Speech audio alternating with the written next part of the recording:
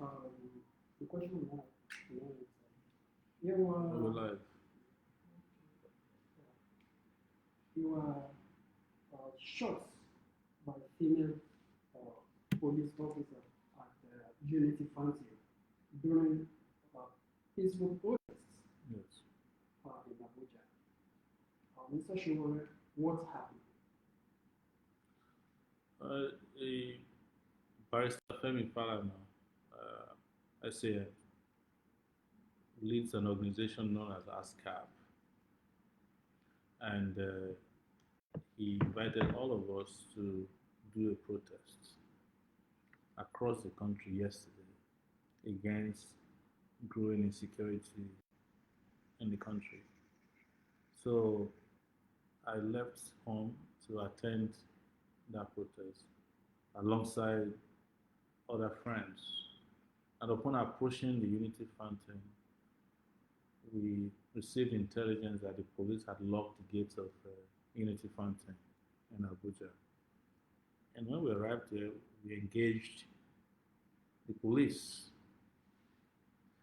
and explained to them that it is within our rights to have protests and that the police need not shut the gates of the place against us. Mm-hmm.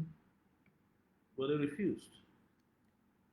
So when they refused, I asked the barrister who was beside me if he could reach the commissioner of police. And he called him and put him on the speakerphone. And we repeated to him that it was despicable of the police to prevent Nigerians from protesting.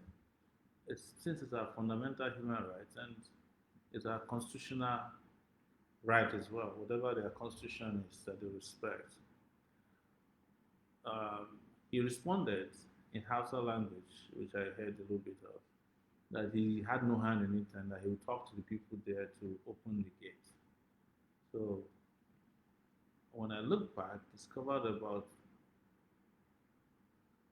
five uh, trucks, between 3 and 5 trucks of police officers had arrived at the scene. And we started singing solidarity songs. Peaceful protest. This was being live streamed, by the way, on my page at this point. And from nowhere, this woman, who I later learned is a CSP in the police, uh, approached me with the gun that's referred to as a federal riot gun. It looks like a double barrel gun, but it's used in shooting projectiles uh, of tear gas. It is not meant to be shot at persons, but it was at such a close range that she looked at me and said, "Sowore, you are the one here." And she shot me. And my thigh on the outside started to give in. First, initially, it was like a tongue. And then later, I started seeing, I noticed that blood was running underneath my trousers, my jeans trousers. And discovered I couldn't walk anymore and I fell to the ground. So upon falling to the ground, she instructed her men to be shooting more tear gas in our direction, apparently to prevent anybody from saving me. But two guys beside me picked me up and we entered the car to go to the hospital. It was on our way to the hospital that I discovered that my thigh was just swelling and expanding. That we did a live video showing my situation. I had to remove my trousers, as they call it here, and we went to the hospital. We got halfway into the public hospital and we decided against it that it's better to go to a private hospital. So we went to a private hospital and they began treating uh, the injury on my thigh. We didn't know how big or serious it was, but I was just in a lot of pain. At this point, by the way, we had a cameraman from Roost TV who was taking videos of my pain and the treatment. It was inside the emergency room with us. And when we discovered that the hospital wasn't very well equipped for the level of pain and suspicion that this could be something different, we called another hospital and drove down to that second hospital where I was eventually treated of my injuries. And I left the hospital in the evening when I felt a little bit okay, assisted to get into the car, and I came home. So that was exactly what happened yesterday because I've seen some pro-government narratives, including in some mainstream TV stations and uh, newspapers and radio stations, claiming that I was never shot at and that I was only acting a script. This is what is said when the DSS uh, abducted me in open court. They claim officially, the Buhari regime claimed that I was one who enacted that drama. The Senate, Nigerian Senate, then instituted an investigation. When they found out the truth, till today they could not release the outcome of the investigation. On between December 31st and January 1st, 2020, I was arrested at a protest at Gudu Junction, and police officers, upon realizing I was the one, beat the daylight out of me. The leader of that group, who has been identified as one Abdul Kabir, CSP as well, headbutted me and broke my nose here. So this is the third time the state, the Nigerians, the Buhari regime sent police officers and officers of different security agencies to physically attack and try to finish me off. This is a pattern now that has become their nature. But I'm not here to banter words with them. I'm here to tell the story to our people, uh, Nigerians, that they are running out of time. And in running out of time, the regime has become very desperate.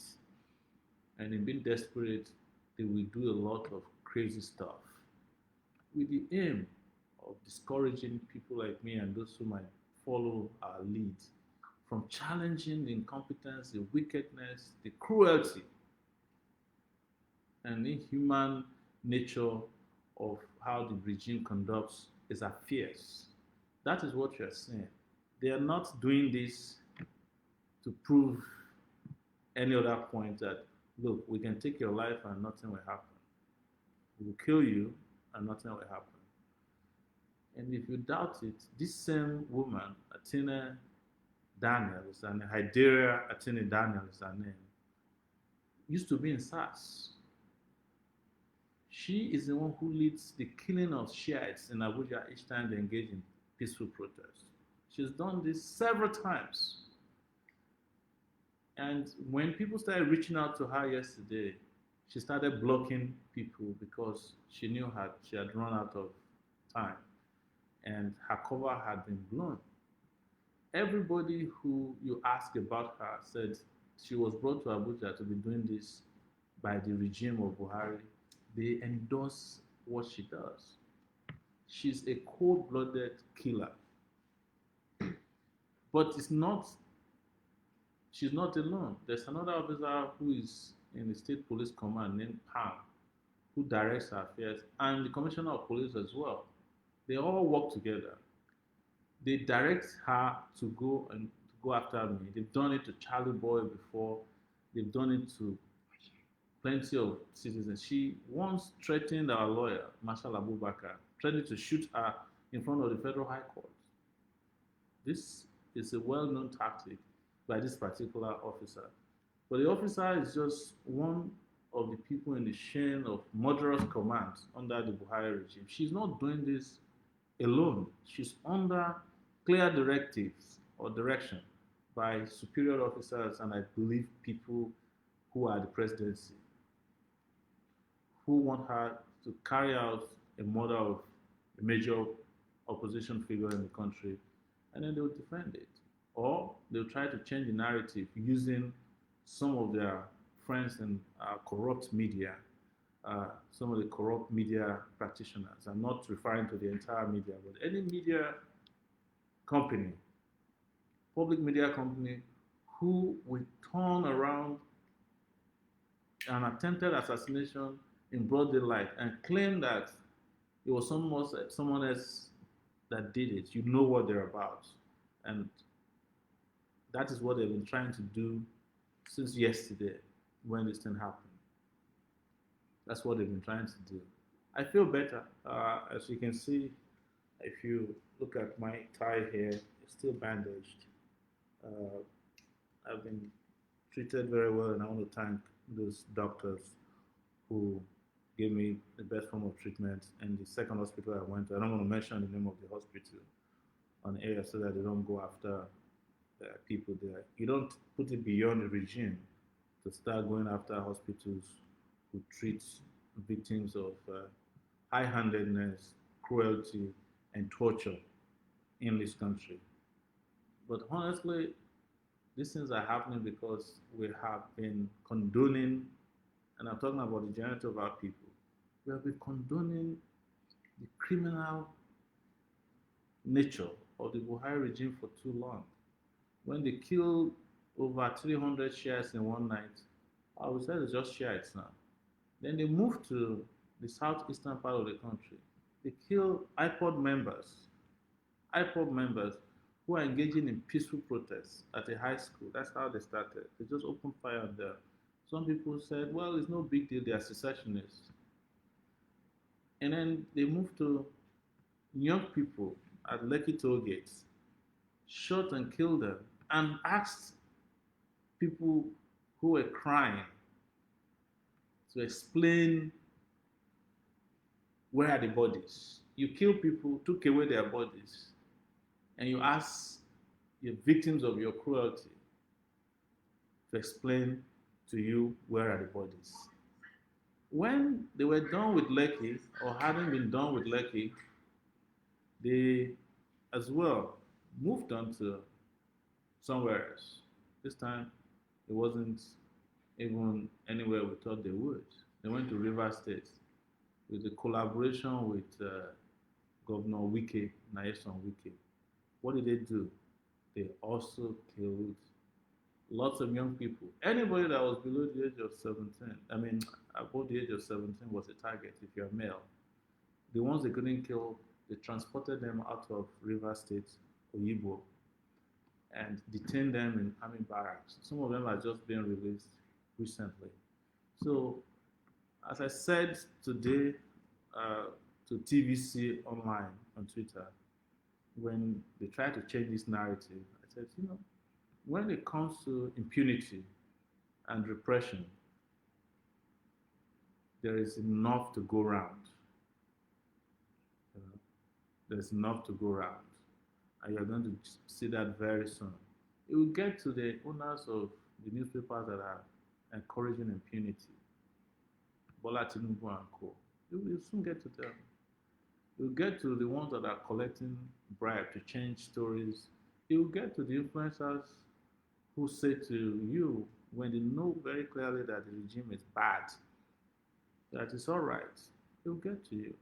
Those who say to young people who have been detained in Kogi that they have no rights to express their disappointment with the government because they're getting data, it will get to you. It will get to everybody. But to those of you who are keeping faith with the movement and doing what is right, you will be surprised that we might be getting closer to liberty and freedom than we can ever imagine. We are. And that is why I want to encourage people. We have an action coming up on June 12th, 2021. And we encourage you to come out en masse, nationwide, worldwide, to confront this regime. This regime is a murderous regime. This regime is here to destroy, kill, and decimate Nigerians. There's no any other way to describe it. There's no any other way to paint it. Buhari is here to finish off Nigeria and Nigerians. The only way to stop him is for all of us to come out and at once. They cannot kill everybody. They can't. They cannot kill everybody. If we all decide that we're coming out at once and putting an end to this impunity, and you can trust me on this side, if I have one leg left, I will protest. I will fight for my rights. If I have one drop of blood left, I will fight to make sure that what is happening to us now will not happen to another generation. You see, somehow, part of the reason why we are suffering this is because our parents did nothing when they were confronted with evil. It's because our grandparents did nothing when they were confronted with evil. And some of us are saying, well, we have plan B. We want to leave the country. And trust me, plan B is also going to happen in a place where people have made sacrifices before. If you are running to the US, don't forget that Martin Luther King died so that blacks can even get a visa to go there, or blacks can live in the States. If you're running to South Africa, don't forget Mandela spent 27 years in prison and a lot of blacks died. Shabby massacre happened so that you, who is running away, can live in a free South Africa or a multiracial South Africa. If you are running to Europe, don't forget people made sacrifices to build Europe as well, including stealing from Africans to build Europe. So wherever you go, don't forget that people have made sacrifices.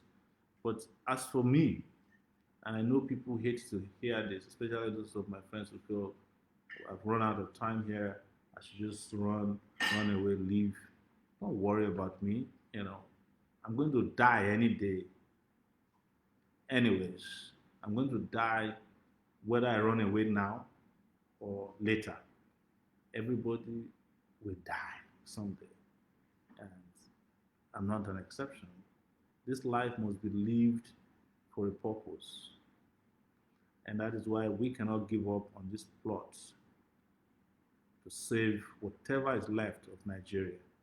So it's the reason I came on right now to have this conversation with those of you who have been asking questions and those who might be having difficulties dealing with regime puppets here and there who are, putting out narratives that you feel is discouraging. Some of you that are complaining are actually saying this because you look at it and say, Nigeria is not worth dying for, because of the way some Nigerians behave or say things. But don't look at those people who are saying those things. Some of them are doing it because they love the regime. Some of them are doing it because they have a disease called Stockholm syndrome. They're in love with the people punishing them.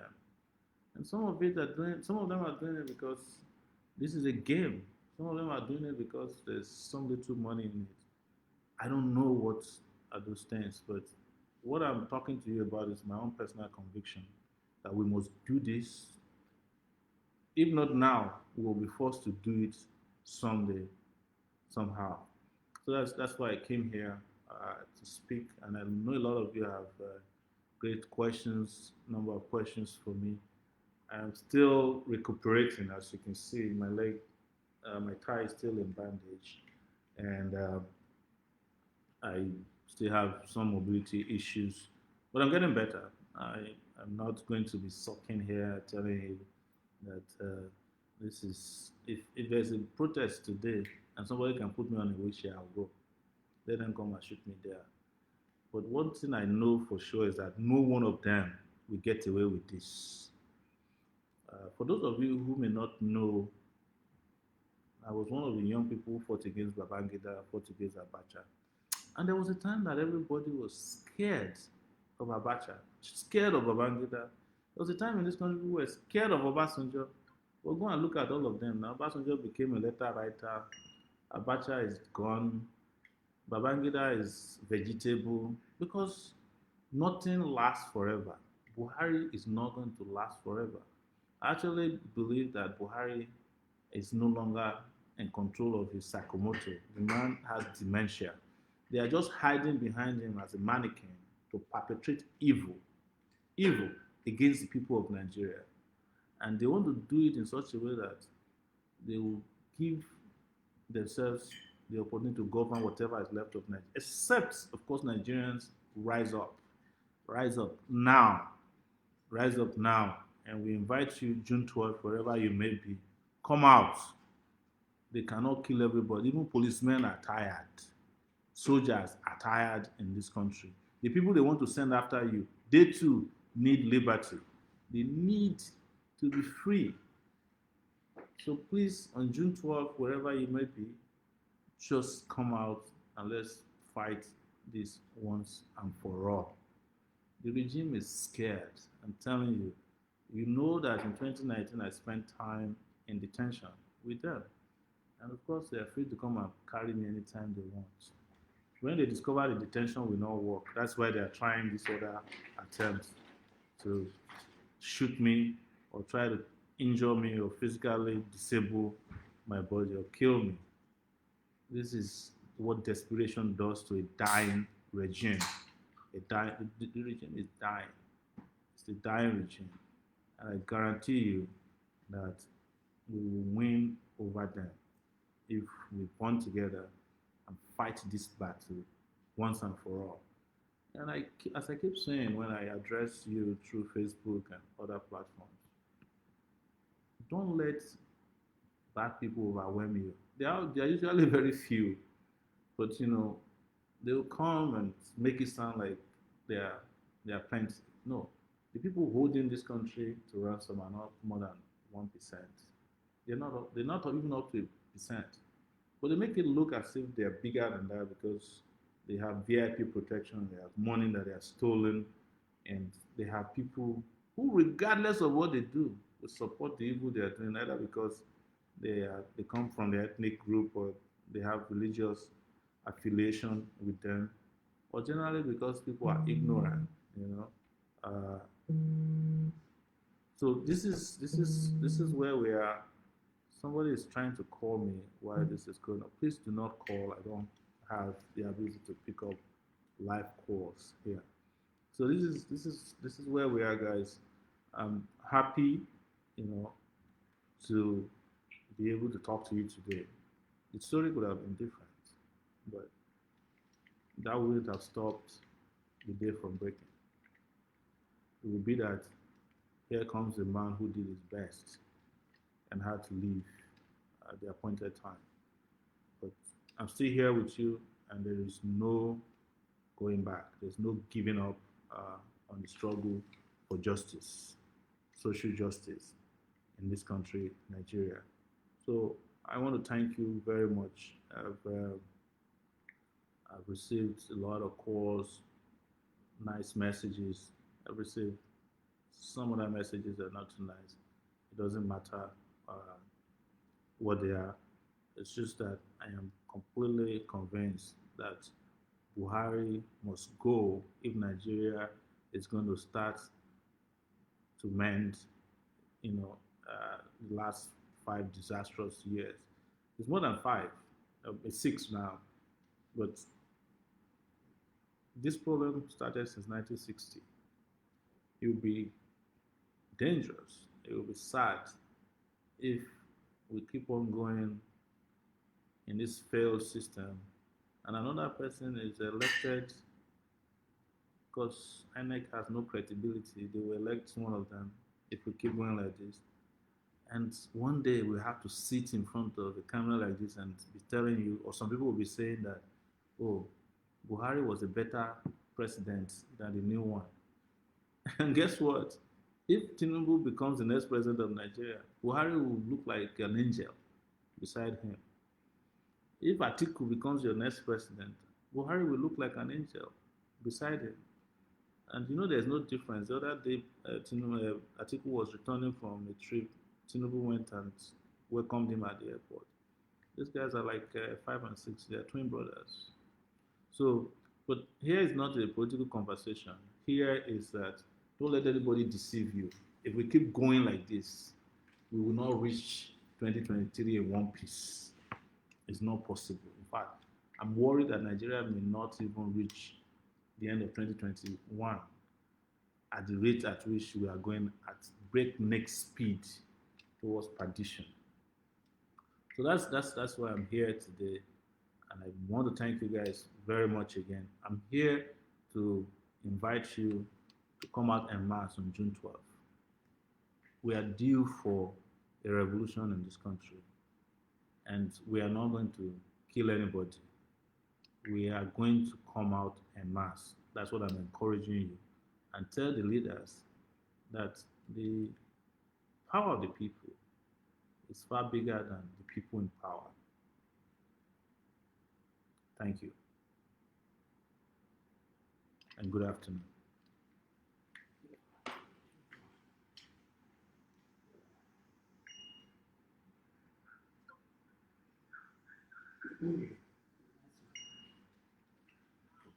There you share.